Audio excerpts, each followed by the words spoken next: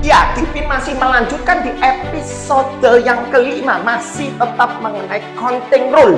Counting rule ya, Dipin mau menjelaskan apa sih sebenarnya faktorial ini yang membuat benak orang-orang mungkin masih bingung. Ya, misal contoh, kamu punya buku matematika, ya ada buku mat, itu ada katakanlah 4 buku. Jilid 1, jilid 2, jilid 3, jilid 4 ya. Nah, cara penyusunan 4 buku ini ada berapa cara? Ya, ada berapa cara bukunya? Saya tulis 1, 2, 3, 4. Ya, kalau kamu nonton buku, di sini mungkin kemungkinan jilid 1, jilid 2, jilid 3, jilid 4. Kalau jilid 4 di sini mungkin di sini bisa jilid 2, jilid 3, jilid 1. Jadi kesimpulannya itu artinya 4, 3, 2, 1. Daripada dibikin 4, 3, 2, 1, itu cara menulisnya adalah 4 faktorial. 4 faktorial nilainya 4 kali 3 kali 2 berarti 24 cara susunan. 24 cara susunan. Nah, bagaimana kalau kita ada beberapa jenis buku seperti contoh, bagaimana kalau ada buku mat 3, ada buku IPA-nya ada 4, buku Inggrisnya ada 2. Dia bilang buku sejenis itu harus berkumpul, tidak boleh pecah. Nah, kalau buku sejenis berkumpul berarti secara logika di sini cuma ada 3 jenis buku, yaitu buku mat, buku Inggris, buku IPA. Cuma ada 3, 1, 2, 3, selesai. Berarti artinya kalau ada 3 itu artinya 3 faktorial, 3, 2, 1, selesai. Mat di sini, IPA di sini, Inggris di sini. Mungkin matnya bisa pindah di sini, Inggris di sini, IPA di sini. Mungkin matnya di sini. Itu artinya 3 faktorial. Berarti ada 6 cara. Ya, tapi dikali lagi ini belum selesai. Matnya sendiri kan ada 3. Mat sendiri kan ada 3. Berarti kalau mat sendiri ada 3, itu dikali 3 faktorial. Oke. IPA-nya sendiri ada 4. Berarti dikali 4 faktorial. Oke. Inggrisnya ada 2. Berarti dikali 2 faktorial. Nah, berapakah 3 faktorial? Dipin sudah jelaskan di episode 1. 3 faktorial itu adalah 3 kali 2. 4 faktorial, 4 kali 3 kali 2 kali 1. Nanti hasilnya kalian hitung sendiri. Oke. Ya, next.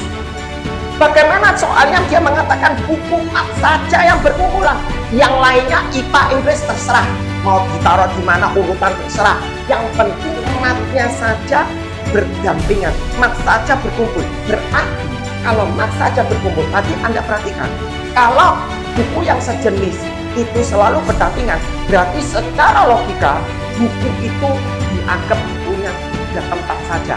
Kenapa? Ya kan karena berdampingan, berarti buku matnya kita ikat, IPA-nya kita ikat, katakanlah Inggrisnya kita ikat, tinggal kita oper-oper, berarti itu artinya 3 faktorial. Oke, setuju ya? Nah, sekarang kita ngomong gini, buku mat saja yang berdampingan, berarti mat segitu banyak ada 3, kita nganggap 1.